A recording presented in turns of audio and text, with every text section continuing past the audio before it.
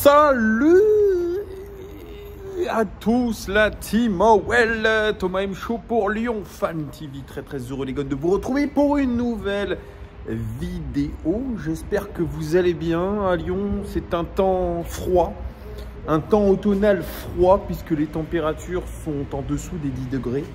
6 degrés pour être plus précis, temps gris. Bref, l'automne est bien là. C'est absolument pas le temps de Doha, au Qatar, où il fait des températures agréables dans le désert. Voilà, c'était le petit point météo. Pour ceux qui ne sont pas abonnés encore à cette chaîne, n'hésitez pas à vous abonner, c'est important. Mettez un like, mettez un petit commentaire, ça soutient la chaîne. Désolé, je mets ce petit moment réclame de youtubeur, mais je suis un petit peu obligé parce que c'est comme ça qu'on fait vivre la chaîne, c'est comme ça qu'on fait progresser la chaîne.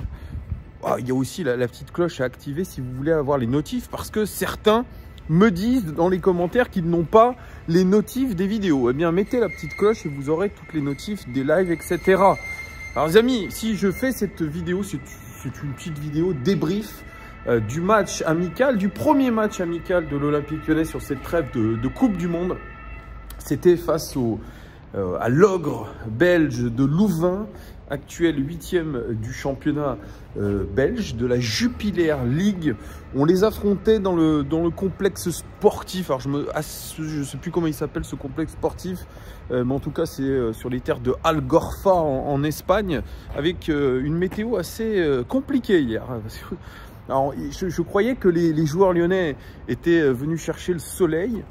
Eh bien, on a été vraiment cueillis à froid, en tout cas par la pluie, parce qu'il y avait une pluie et une tempête surtout sur Algorfa hier.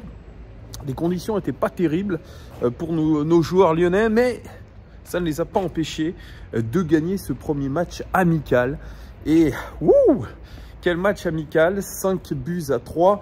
Alors vous aviez le choix soit entre regarder cette rencontre sur Well Play, ou alors regarder en même temps Costa Rica, Allemagne et Japon-Espagne. Écoutez, moi j'avais à peu près 3 écrans pour suivre les 3 matchs. Alors je vous dis pas que j'ai vu dans le détail ce match de l'Olympique Lyonnais qui par séquence était absolument abominable, comme on a eu l'habitude de voir ces derniers temps.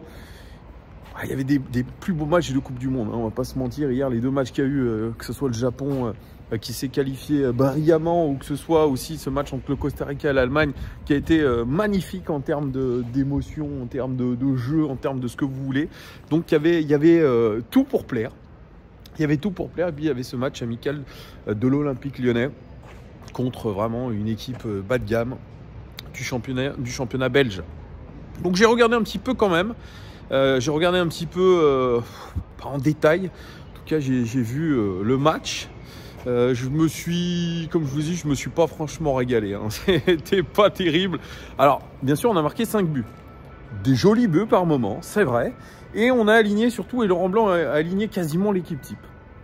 Quasiment l'équipe type en 4-3-3, retour Tolisso, défense centrale avec Castello, Lukeba et Sinali Diomandé. À droite, alors attendez, parce qu'à droite, il y avait Mal Augusto. À gauche, il n'y avait pas Nicolas Tagliafico, je crois qu'il a aligné Enrique. Bref, milieu de terrain avec Tolisso, le Penant Cacré, et puis une attaque avec Lacazette, Cherki et puis Oussem Aouar. Voilà, je crois que je ne me trompe pas, j'ai pas encore le 11 de départ. Alors un 11 de départ qu'il a quasiment tout changé en seconde période. Il a fait rentrer pas mal de joueurs, et notamment le jeune Laziri, marocain, qui est passé sur ce poste de latéral gauche. On a eu aussi la surprise de voir la rentrée de Mohamed El Arouche en tant que latéral droit, puisque le fameux Saïd Koumbedi a déclaré forfait de dernière minute. Pas de Jeffrey Nedelaide parce qu'il se remet de sa blessure à la cuisse. Damien Da Silva est rentré dans son 11 de départ. Moussa Dembélé, Bradley Barcola, Romain Fèvre. Bref, on a vu une équipe de l'OL déjà qui a concédé. Voilà, là, déjà la première mi-temps, comme je vous l'ai dit, c'était quasiment l'équipe type de l'OL à quelque chose près. Et on arrive à la mi-temps avec 2 partout quand même. On encaisse 2 buts, on encaisse 3 buts en tout dans ce match-là. C'est vraiment le point négatif. Et surtout prendre direct un but, même pas 5 minutes de jeu, on avait déjà encaissé un but. Et là, je me suis dit, ça y est, ça commence très mal.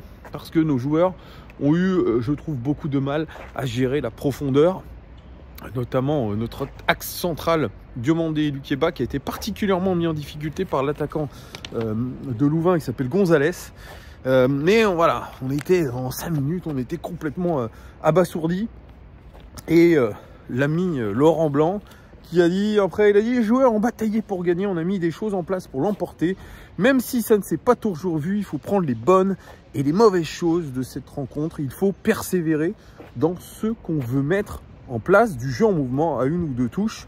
On a pu le faire par séquence. Oui, effectivement, on a vu par séquence. Moi, j'ai vu globalement une première mi-temps assez décevante de l'Olympique Lyonnais en termes de jeu.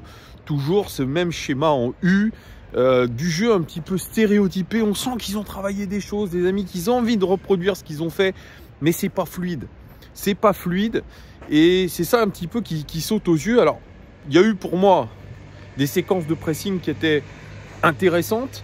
On a eu cette volonté d'étouffer l'adversaire et de jouer carrément dans leur, pas dans leur surface, mais quasiment aux abords de la surface en essayant vraiment de les étouffer. On a essayé de le faire. D'ailleurs, on a marqué 2 buts en récupérant le ballon très haut, notamment ce très beau but de Tété et je crois aussi un autre but de Moussa Dembélé où on a fait des récupérations hautes, où on a réussi finalement à mettre en place ce que voulait Laurent Blanc, j'allais dire Peter Bosz, mais c'est ce que demandait aussi Peter Bosz, hein, un jeu de possession avec de la fluidité, avec des récupérations hautes. Je lisais un tweet de Sidney Govou qui dit qu'il en a marre de voir ses équipes toujours à vouloir la possession, à vouloir jouer comme le Barça de Guardiola, puisque finalement dans l'histoire il n'y a eu qu'une équipe qui jouait un petit peu comme ça, qui avait des joueurs d'exception, c'était le Barça de Guardiola. On lui a dit ah mais l'Espagne, nanana. Mais l'Espagne c'était composé à l'époque, quand ils ont remporté le mondial, que de joueurs du Barça. Donc effectivement Sidney Govou qui veut voir plus d'équipes qui prennent de risques, du football de transition, finalement du kick and rush, un football où on se pose pas trop de questions. Eh bien, c'est pas ce que veut Laurent Blanc, qui, on le sait, a un petit peu la même philosophie de jeu que Peter Bosz, à savoir un jeu de possession, une touche de balle, 1, 2, tac, tac. Et puis, aux abords de la surface de réparation, eh bien, ça doit exploser. On doit trouver des solutions. Bon, vous me direz ce que vous en pensez d'ailleurs de tout ça. C'est vrai que hier, par moment, je me suis vraiment emmerdé. C'est vrai qu'on a des séquences de possession un petit peu stéréotypées. On a du mal à faire la différence. Alors bien sûr, on a eu quelques joueurs qui se sont démarqués par moment par leur qualité technique. On peut penser à Ryan Cherki, on peut penser à Oussem Aouar de temps en temps. Et puis, cette seconde mi-temps, eh bien, elle a été aussi intéressante parce que cette équipe remplaçante, notamment avec Ryu aussi dans les cages, eh bien, elle a fait le job. Et le triplé de Moussa Dembélé a montré un Moussa Dembélé plutôt en jambes qui a vraiment mis son triplé d'une manière tranquille. Il y a eu aussi 2 passes décisives de la part de Maxence Cacré. Ça, c'est intéressant aussi à noter. Les 2 passes décisives de Maxence Cacré qui a désormais, je dirais, dans un rôle assez offensif. On l'avait vu contre Montpellier déjà, où on l'avait vu beaucoup plus haut sur le terrain. Et bien là, ça a été encore une fois cette chose-là qui s'est passée. Hein. Maxence Cacré, très haut sur le terrain, qui n'hésite pas carrément à avoir des allures de numéro 10 par moment. Donc bon, c'était plutôt pas mal. Alors je ne vais pas vous faire aussi l'analyse de Damien Da Silva qui encore une fois coûte un but et un penalty, voilà, sur une faute grossière. D'ailleurs ça a remis Louvain dans le match, hein, cette histoire-là. Et ça, c'est un petit peu ce que retient Laurent Blanc. Et ce qu'on peut retenir, c'est qu'on a encore une fois des difficultés défensives énormes face surtout à une équipe, sincèrement, c'est le 8e de la Jupiler League. Le 8e de la Jupiler League. Nous, on est le 8e de Ligue 1. Déjà, c'est pas terrible. Mais alors là, c'est les 8e de la Jupiler League. C'est pas un des championnats majeurs d'Europe. Laurent Blanc, il dit il faut se rendre à l'évidence. Défensivement, nous ne sommes pas assez solides. Ces problèmes ne se règlent pas comme ça d'un claquement de doigts. On doit être plus agressif. C'est ce que j'essaye d'inculquer aux garçons. Le but, bien, c'était de performer athlétiquement et de marquer. Il y a des choses très positives, d'autres un peu moins. Mais si je dois dresser un bilan, ben, il est très bon. Ce stage était athlétique car on avait un manque à combler.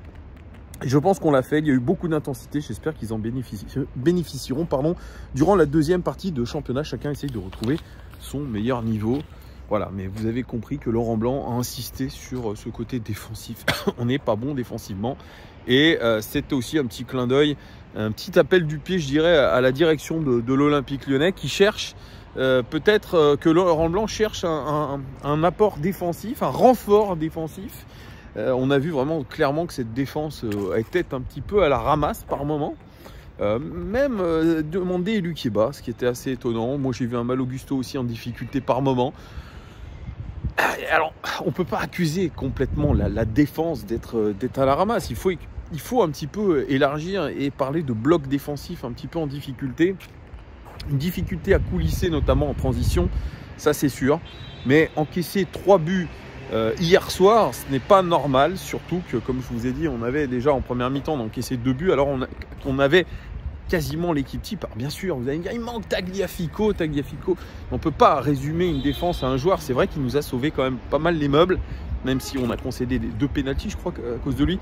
Mais globalement, c'est vrai que cette grinta, il l'apporte, il compense aussi les errements défensifs de notre équipe par moment. Mais moi, je suis d'accord avec Laurent Blanc, c'est bon. Il y a aussi une alerte rouge au niveau défensif et il faut le dire. On verra ce qui va se passer lors des prochains matchs, notamment face à Arsenal, ça sera jeudi prochain, et puis face à Liverpool, avant de rencontrer, je crois, c'est Sochaux et ensuite Monza au Groupama Stadium. Bon, on a encore du temps pour se préparer. Athlétiquement, je ne les ai pas trouvés dinguissimes. Il faut dire qu'on n'avait pas beaucoup d'opposition en face non plus. Moi j'attends de voir, mais en tout cas j'ai pas forcément été rassuré par ce que j'ai vu hier, peut-être par les buts marqués qui étaient des jolis buts marqués. On a quand même fait le job au niveau de l'attaque, mais clairement moi je vois toujours les mêmes errements, les mêmes erreurs, le même stéréotype de jeu. Donc je vais pas me baser que sur ce match amical pour jauger, je vais attendre les prochains, mais voilà, moi j'ai pas vu un Olympique Lyonnais transformé avec 90%, 95% de l'effectif, puisque seuls Tagliafico et Toko Ekambi sont à la Coupe du Monde, on le rappelle. Donc il n'y a pas à dire ah c'est l'équipe machin, si ça. Ouais, on a vu aussi que les remplaçants avaient envie, certes, mais c'était pas non plus la folie. Voilà ce que je peux vous dire. Je pouvais vous dire sur ce match contre Louvain qui n'a pas soulevé les foules, qui ne m'a pas soulevé. Et je préfère largement, les amis, regarder la Coupe du Monde que de regarder ces matchs immondes. Malgré tout, je regarderai le match contre Arsenal, contre Liverpool. Évidemment, je vous en parlerai. S'il y a des actus mercato, on vous en parlera. Mais on se retrouvera dimanche, aux alentours de 18 h, après le match de l'équipe de France contre la Pologne, 8e de finale de Coupe du Monde. On va débriefer ensemble en espérant que l'équipe de France continue le plus longtemps possible son parcours en Coupe du Monde et aller jusqu'au bout. Voilà, dites-moi vous en commentaire, ceux qui ont vu le match contre Louvain, ce qu'ils en ont pensé, ça m'intéresse beaucoup. Je vous dis à très vite, merci pour votre fidélité. Ciao, bon début de week-end.